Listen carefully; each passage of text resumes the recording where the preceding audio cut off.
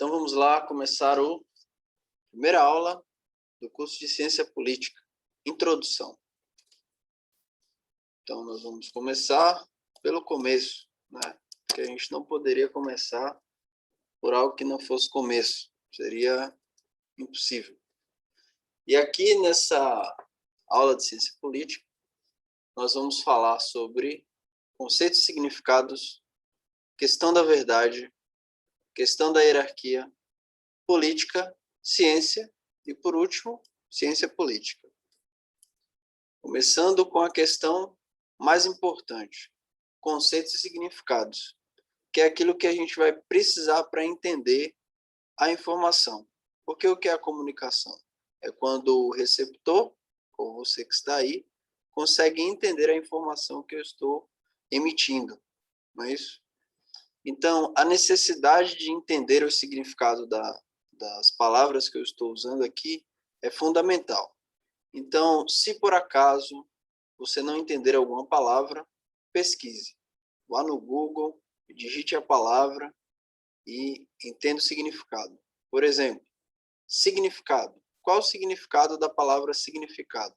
Você digita significado, significado, e lá vai aparecer. Eu sugiro que você faça isso o máximo possível. Sempre que tiver alguma dúvida, sempre que você olhar para a palavra, ouvir a palavra e ter a impressão de que entendeu, mas perguntar a si mesmo, eu realmente entendi essa palavra? Então, para ter essa certeza, você pesquisa. E como que você sabe se sabe ou não sabe o significado da palavra?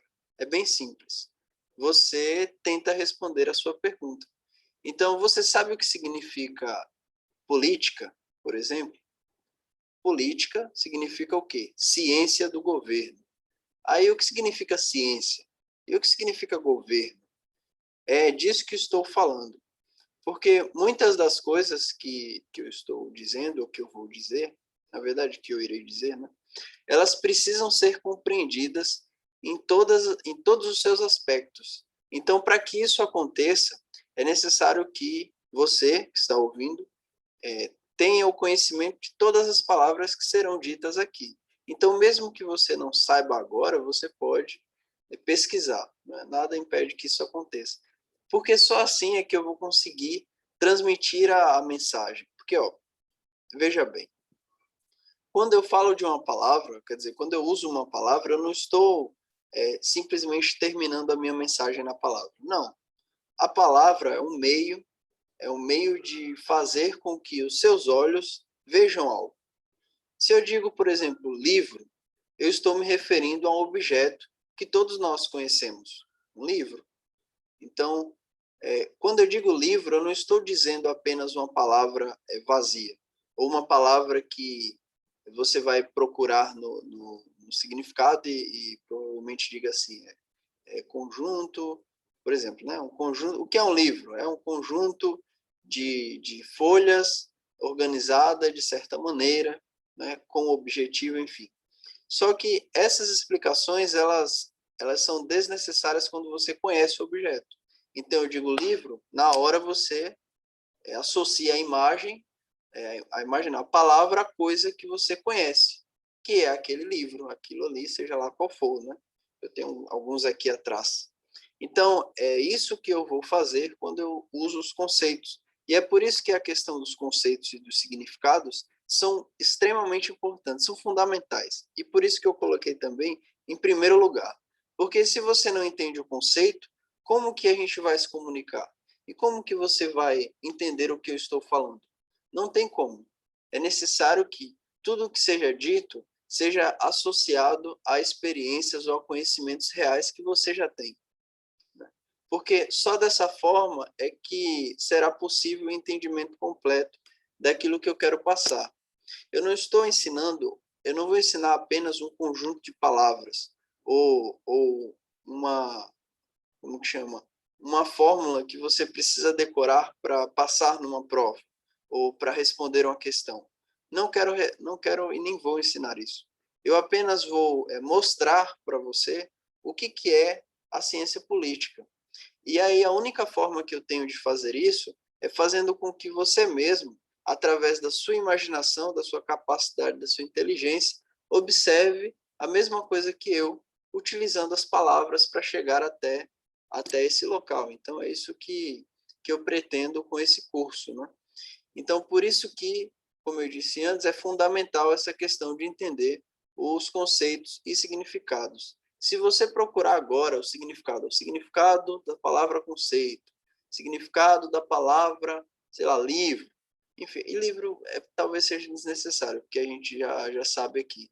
Mas palavras, como, por exemplo, política, ciência, ideologia, essas coisas que você provavelmente irá ouvir aqui, elas são necessárias para que você compreenda o assunto. No caso, é necessário que você tenha o entendimento dessas palavras, saibam o que elas significam na realidade, para que você compreenda o conteúdo de fato. Porque o que eu vou ensinar aqui é uma forma de ver o mundo, é um tipo de visualização diferente, algo que vai, de fato, mudar a forma de você agir também diante das coisas, né? Então, passando essa parte dos conceitos e significados, vamos para a questão da verdade. Primeiro é necessário entender que existem verdades eternas, verdades que não são relativas, porque é muito comum hoje em dia nós pensarmos que as coisas são relativas ou as ideias são relativas. E aí, se você desvincula a experiência real das ideias, então você acaba pensando que a realidade, ou aquilo que está ao seu redor é relativo, ou ela é uma questão de perspectiva. Pode até ser também uma questão de perspectiva, mas nem tudo é questão de perspectiva. Existem coisas como, por exemplo, um livro, que são coisas reais, que elas não podem ser relativizadas. Então, se a gente confunde as coisas e pensa que livro não é uma realidade, mas é apenas uma palavra solta que pode ser modificada e por isso relativa, no caso, se a gente faz essa confusão da realidade com a palavra em si, e pensa que a palavra é a realidade, é tudo que está, no caso, quando eu digo livro, todo o conjunto do que é um livro está composto na palavra livro. Se a gente pensa assim, a gente logo também começa a relativizar tudo, porque imagine, as ideias elas podem ser relativizadas. Eu posso dizer que o nome disso não é livro mais, o nome disso é, sei lá, book. Pronto, entre livro e book. Book é uma palavra que remete à mesma coisa do livro. A gente pode dizer que é uma tradução de uma língua para outra, né? Então, como que chama? É aí onde entra a questão da verdade, porque é verdade que existe um livro e é verdade que ele está ali. Veja qualquer objeto, um ventilador, uma cadeira, porque existem ideias modernas, pessoas que, quando elas confundem as duas coisas, os conceitos com a realidade, elas acabam relativizando as coisas. Por exemplo, a pessoa olha para uma cadeira e começa a pensar, não, mas será que é uma cadeira? Na verdade, pode ser um amontoado de madeira, né? E a gente chama de cadeira, mas pode ser que lá no futuro não será mais cadeira. Só que é o seguinte, a palavra cadeira, ela não representa a totalidade da cadeira. Ela é uma palavra que remete a um objeto, aquele objeto ali, cadeira.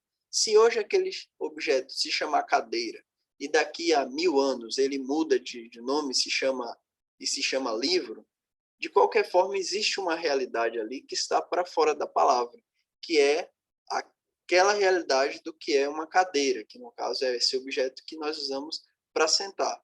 Então, de alguma forma, esse objeto que é feito, ora de madeira, ora de metal, enfim, que serve para que nós, para que sentamos nele, né? Então, essa realidade é isso que eu estou me referindo. Caso eu não consigo utilizar palavras para descrever o objeto completo.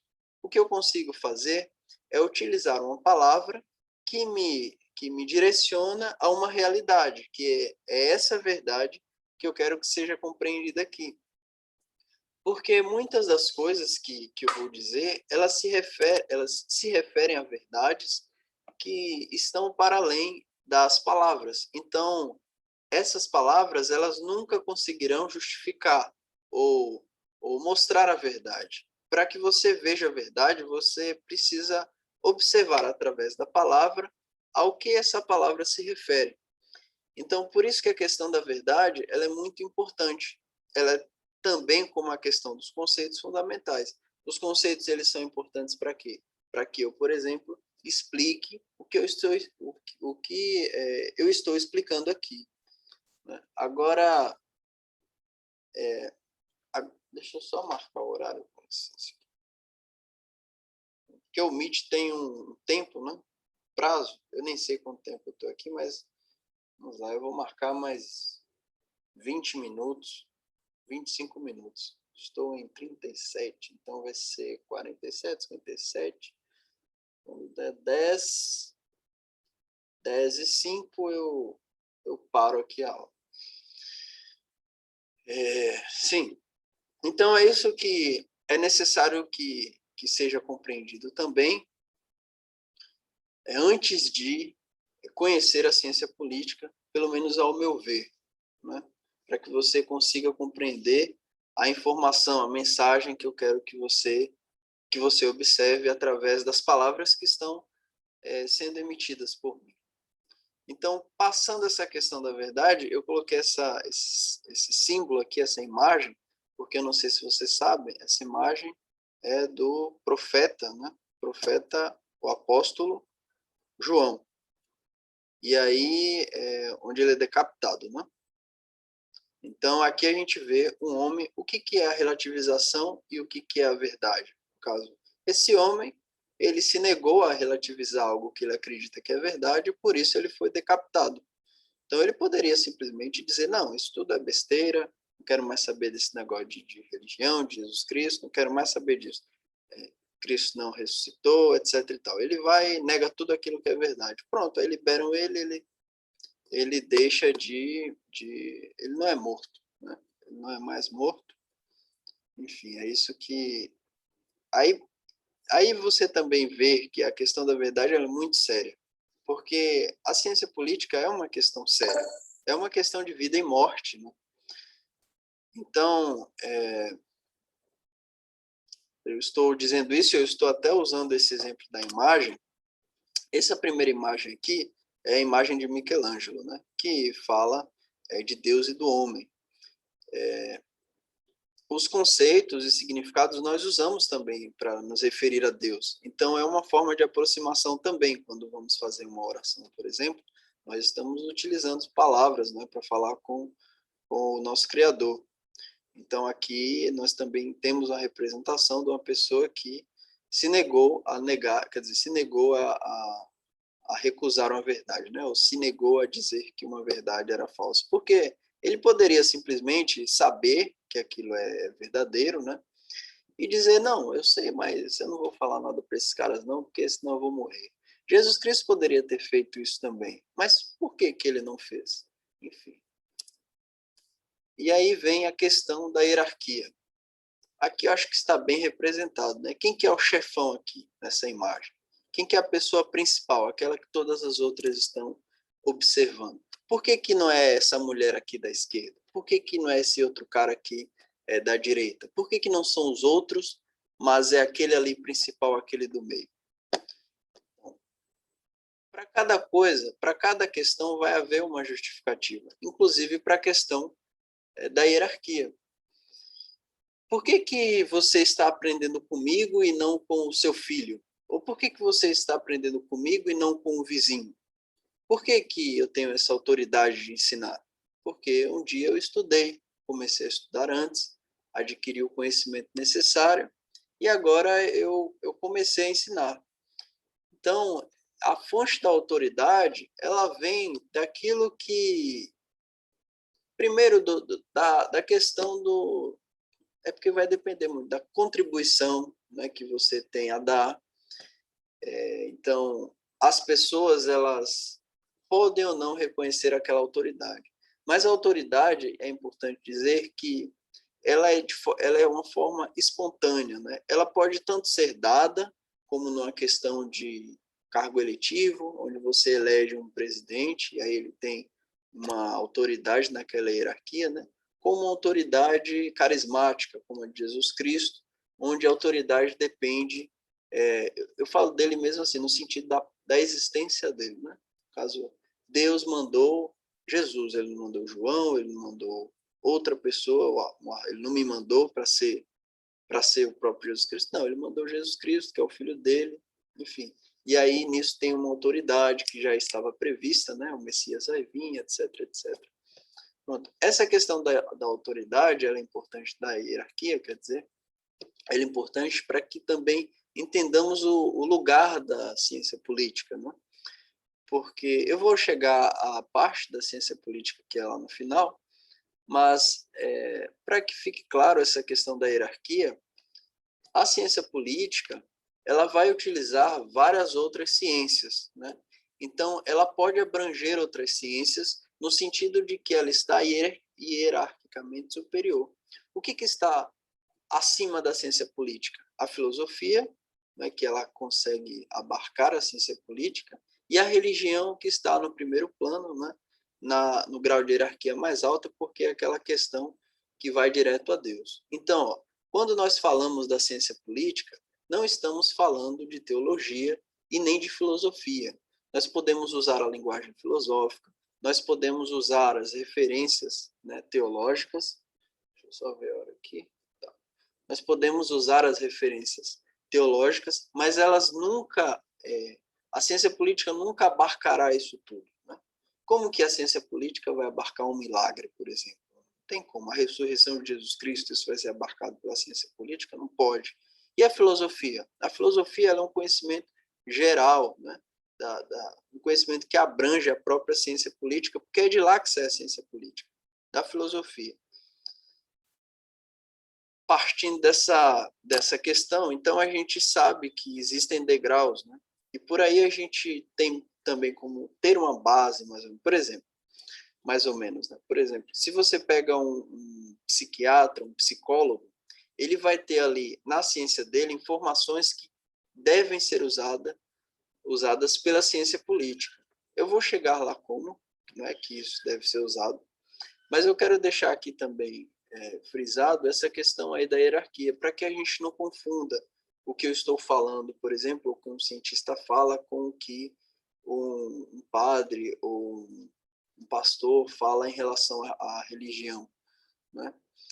E aí é muito parecido com aquela questão dos conceitos, né? Quando a gente diz um conceito, a pessoa entende ele não de forma com que a gente como que a gente estivesse mostrando algo, mas na forma literal da palavra. Então, se por acaso eu falo Deus, eu não estou me referindo a um conceito religioso específico. Eu estou me atendo a um conceito geral, né? E que aí na religião, a partir da teologia, né, passando pela filosofia, a gente vai ter as especificações ali de cada uma das religiões. Claro que não dá para negar que o conceito de Deus que eu estou usando é cristão, né? Pronto. Mas, no caso, ele vai abranger todo o cristianismo, no sentido desde católico até as igrejas protestantes, talvez até o espiritismo, né? Eu estou falando de um conceito geral. Então, é necessário que quem estiver ouvindo, no caso você, observe isso que eu estou dizendo e não entenda na sua forma de conceito que você sabe, da forma mais particular, mas de uma forma mais superficial, como uma palavra que se refere a algo muito grandioso, que é isso que nós conhecemos de forma muito particular. Né? No caso, nós, através dessa palavra, Deus, eu não consigo chegar, né? Mas eu consigo te mostrar aquilo que eu quero, que no caso é o seu próprio conhecimento sobre Deus. É nessa parte aí que está a ciência política. Isso também é importante porque para que as coisas que eu falo, elas não sejam comparadas a, por exemplo, como eu disse antes, é o que um padre ou que um pastor falou, em relação de matéria espiritual. Né? Então, digamos assim, que eu falo, não pode jejuar. Né? E aí sua autoridade espiritual, ela diz, não, tem que jejuar. Então, logo que eu estou falando está errado e o que a autoridade espiritual falou está certo. porque, nesse caso, eu não sou autoridade espiritual alguma. Pronto, espero que, pelo menos, essa questão tenha ficado claro, porque isso acontece na família, né, em todos os lugares. Você vê, tem o médico-chefe, né, o médico que manda lá em tudo, aí vai ter o médico subordinado, aí tem os enfermeiros, tem o enfermeiro-chefe, etc. Todas as questões hierárquicas que compõem a sociedade, elas também estão na ciência política. E elas também são muito necessárias de serem, quer dizer, nós precisamos entendê-las para poder entender a política também. Agora vamos passar para a política, né? Eu coloquei essas duas imagens emblemáticas aqui, que é o Congresso Nacional por dentro e o Palácio por fora, né, tomado pelos manifestantes. A política, ela é uma questão de poder. Ó, se você traduzir a palavra política, ela vai dizer que é o quê? A ciência do governo. Governo, a gente já tem uma noção que é aquele ato de governar, né, de escolher o que vai ser feito. Só que isso é uma imagem que eu quero que você observe, mas eu não vou falar disso. Quer dizer, eu também vou falar disso, não no sentido geral, mas, quer dizer, não no sentido da imagem mesmo, mas no sentido de cada indivíduo que está nessa imagem. Pense bem, as escolhas que nós fazemos. Quando você escolhe deixar de comer um brigadeiro para tomar um suco de laranja, porque você acha que o suco de laranja vai ser mais benéfico, então você está fazendo ali uma política. Você está fazendo uma escolha, uma determinação para você mesmo. E isso se expande. Isso vai a partir de você e parte para os outros de fora, né? Aí é onde vem a questão hierárquica, que eu falei anteriormente, e aí a decisão da pessoa que está hierarquicamente acima daquela que está abaixo, ela vai influenciar diretamente na vida da pessoa que está abaixo, mesmo que essa pessoa não saiba. Então, se por acaso o pai sustenta uma família e ele tem um salário ali de 10 mil reais, 15 mil reais por mês, aí ele trabalha numa empresa, a empresa está quebrando, o que a empresa faz? A empresa contrata duas pessoas para substituir aquele pai de família, dois outros homens, e vai pagar metade do que pagaria para aquele homem, né? Para os outros dois. Então, se o cara recebia 10 mil, ela vai pagar 2.500 para os outros dois novos, que estão saindo agora da faculdade, né? Para fazer o mesmo trabalho, independente se eles farão o mesmo trabalho com a mesma qualidade ou não. Essa foi a política da empresa, ou da pessoa que está administrando a empresa. Por aí você vê. Existe uma hierarquia, né? Como que chama? A escolha dessa pessoa que gere a empresa em demitir esse funcionário, né, para contratar outros dois que pela metade do preço, o que vai acontecer? Aquele funcionário que saiu, ele agora está desempregado e sem renda, né? O impacto disso vai ter também todas as pessoas que estão abaixo na hierarquia puramente financeira, né? Porque essa questão do trabalho, ela vai influenciar diretamente, não que não influencie nas outras questões, porque também influencia, mas a questão financeira.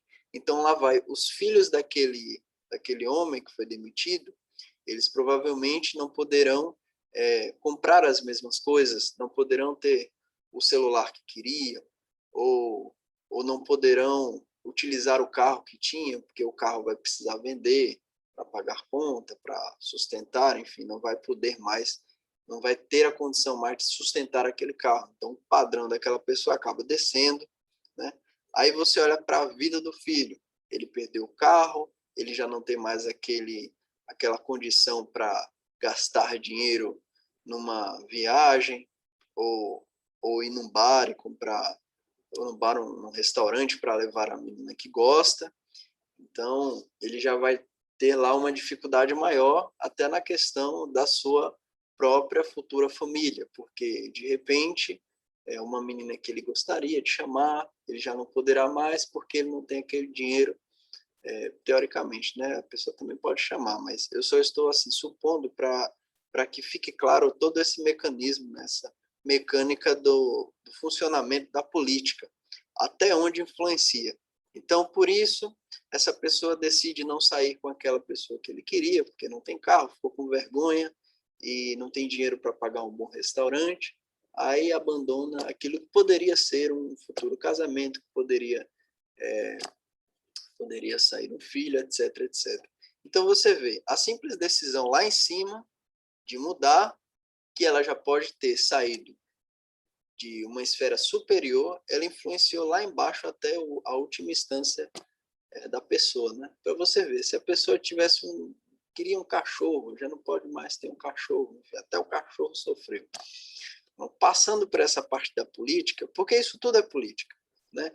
Dentro de cada indivíduo desse que eu falei que está nas hierarquias, eles também têm as escolhas que fazem, eles têm a própria vida, né? Que são o seu mundo, né? Esse mundo ele é influenciado, querendo ou não. Mesmo que ele perceba ou não perceba, ele será influenciado. É assim também na nossa vida de estudos, né? Na nossa vida cotidiana, enfim. No geral, as escolhas de outras pessoas, elas sempre estão influenciando a nossa, né? E vice-versa. Agora vamos passar, desculpa, da questão da política para a questão da ciência. A ciência, muitas vezes, ela é subjugada à política. Por quê? Porque a ciência ela é um conhecimento, né? Ela é um método, uma forma de investigação. Existe até uma definição uma definição muito interessante de ciência. Deixa eu só pegar aqui esse livro para mostrar a vocês. O livro é Filosofia e seu Inverso, do Olavo de Carvalho. E olha que interessante a definição de ciência que ele dá aqui.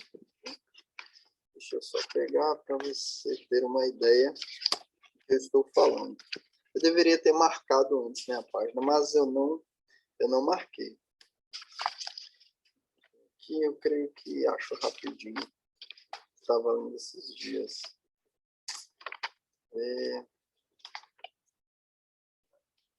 Estou perto. Eu quero encontrar essa definição aqui porque ela é a definição mais completa que eu já vi de ciência. Porque ela vai falar da ciência na visão filosófica, né? A filosofia ela está acima das ciências no geral. Ela desenvolve métodos científicos. Então, por isso que a filosofia ela consegue também ter uma definição melhor do que é a ciência, né? Acho que eu não vou encontrar aqui agora. Mas numa próxima vez, eu posso trazer aqui. Eu não pensei que estava tão longe essa definição. Ciência.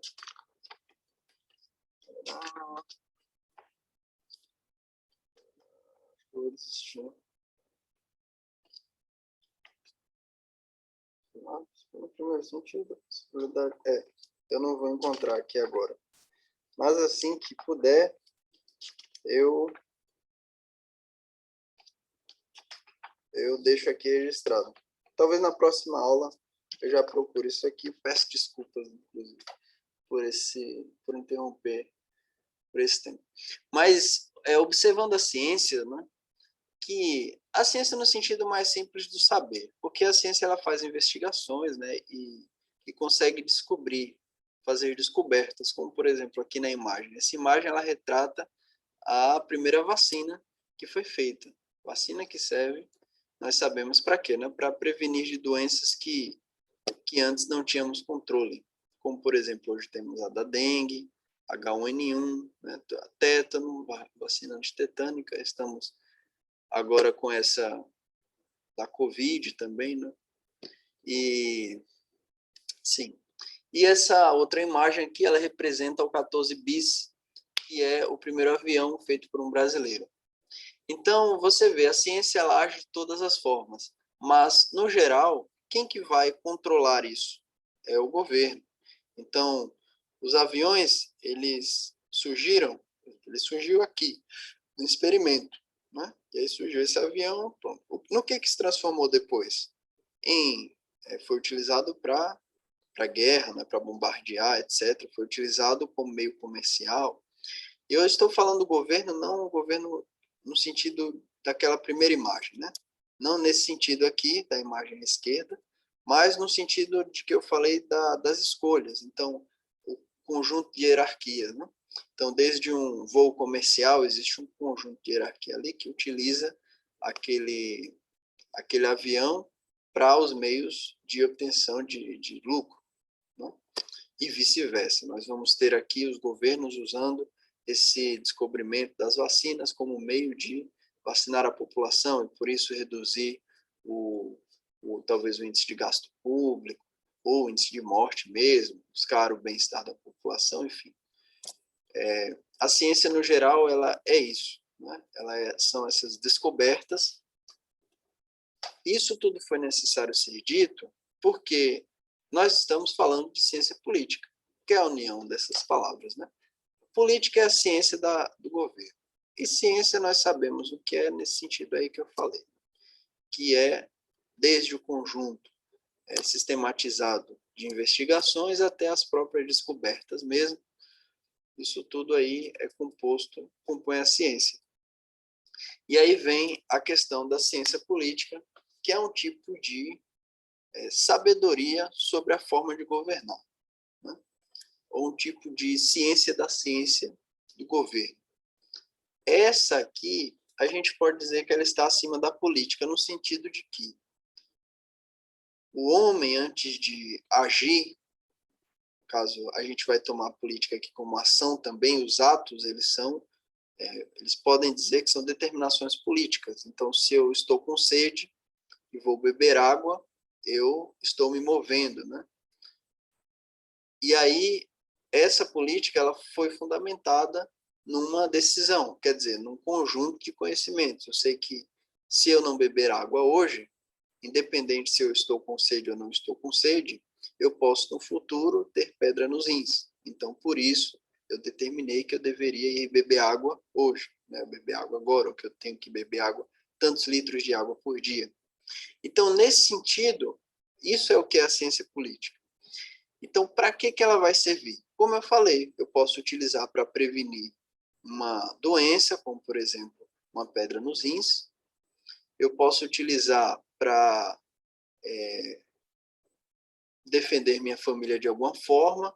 Então, para assegurar o futuro da minha filha. Então, o que eu faço? Não, agora eu vou trabalhar, vou construir um patrimônio, depois vou educar minha filha, ou meu filho, e vou orientá-lo para que ele tenha um bom caminho, para que pelo menos materialmente ele possa subsistir sem depender de mim, e para que ele tenha uma razão que o guie, né, no caminho correto, para que eu não tenha também problemas e para que ele mesmo desenvolva a sua própria vida, enfim, seja feliz. Claro que eu não vou controlar o que a pessoa vai fazer, porque não tem como. Por mais que eu tente, uma hora, no caso, por mais que o indivíduo tente controlar o outro, como o pai controlando o filho, uma hora o filho vai ter a independência. Ele vai saber se virar ou vai poder fazer as coisas sem que os pais consigam observar, ou consigam perceber, ou limitar, ou impedir, né? Então, é necessário que, assim eu vejo, que essa política com os filhos, por exemplo, elas sejam feitas nunca de forma impositiva, quer dizer, nunca não, mas sempre, o máximo possível, evitar a forma impositiva, para que aquilo seja feito por livre e espontânea vontade, né? E aí nós vamos também partindo para outras questões, como, por exemplo, a amizade. Por que eu não devo ter amizade com um traficante de drogas? Por que eu não devo ter amizade com um assassino? E por que eu devo ter amizade com um padre? Por que eu devo ter amizade com um pastor? Por que eu devo ter amizade com um grande estudioso? Por quê? Existem motivos de a gente fazer essas escolhas. Por que está quase terminando, eu vou dar mais 5 minutos aqui. Por que quando eu chego em casa do trabalho, eu não vou assistir novela? Por que eu pego uma literatura para ler? No que isso vai mudar a minha vida? Pense bem, qual a diferença de uma pessoa que tem 20 minutos, tem uma hora? A pessoa tem uma hora, são duas pessoas que têm 1 hora diária de livre para fazer o que quiser.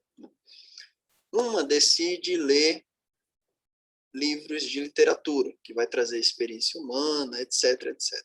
Então, a pessoa vai adquirir várias experiências vividas e é como se ela tivesse várias vidas diferentes. Por outro lado, a outra pessoa, toda hora que ela tiver, ela vai fazer o quê? Ela vai assistir jogo de futebol. Só tem 1 hora disponível. Uma escolhe fazer uma coisa, outro fazer outra. Essas pessoas passaram 10 anos fazendo a mesma coisa. No futuro, o que cada uma será? Talvez, me desculpe, o meu celular tocou aqui.